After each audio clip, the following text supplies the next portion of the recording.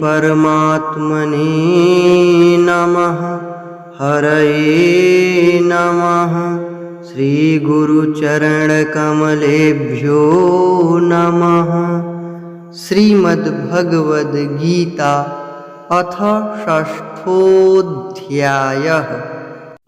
श्लोक 44, 45, 46 एवं 47। श्लोक 44। पूर्वाभ्यासेन तेनैव ह्रियते ह्यवशोऽपि सः जिज्ञासुरपि योगस्य शब्दब्रह्माति वर्तते। पूर्वाभ्यासेन तेनैव ह्रियते ह्यवशोऽपि सः जिज्ञासुरपि योगस्य शब्दब्रह्माति वर्तते। श्लोक 45। प्रयत्नाद्यतमानस्तु योगी संशुद्धकिल्बिषः अनेकजन्म संसिद्धस्ततो याति परां गतिम्। प्रयत्नाद्यतमानस्तु योगी संशुद्धकिल्बिषः अनेकजन्म संसिद्धस्ततो याति परां गतिम्।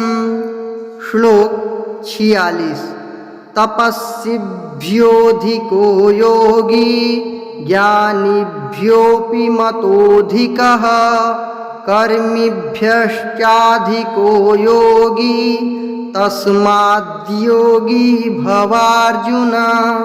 तपस्विभ्योऽधिको योगी ज्ञानिभ्योऽपि मतोऽधिकः कर्मिभ्यश्चाधिको योगी तस्माद्योगी भवार्जुन। श्लोक 47। योगिनामपि सर्वेषां मद्गतेनान्तरात्मना श्रद्धावान् भजते यो मां स मे युक्ततमो मतः। योगिनामपि सर्वेषां मद्गतेनान्तरात्मना श्रद्धावान् भजते यो मां स मे युक्ततमो मतः। श्लोक 44। अर्थ।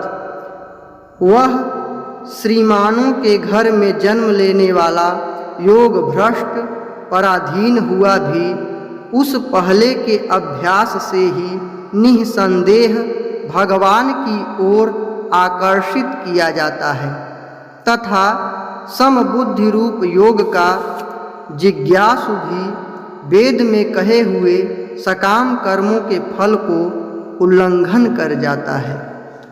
श्लोक 45। अर्थ।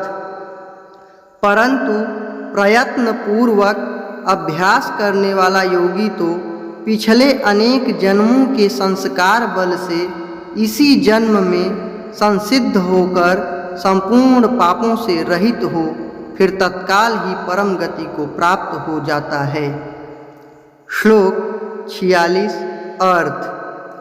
योगी तपस्वियों से श्रेष्ठ है, शास्त्र ज्ञानियों से भी श्रेष्ठ माना गया है और सकाम कर्म करने वालों से भी योगी श्रेष्ठ है। इससे हे अर्जुन तू योगी हो। श्लोक 47। अर्थ। संपूर्ण योगियों में भी जो श्रद्धावान योगी मुझ में लगे हुए अंतरात्मा से मुझको निरंतर भजता है वह योगी मुझे परम श्रेष्ठ मान्य है।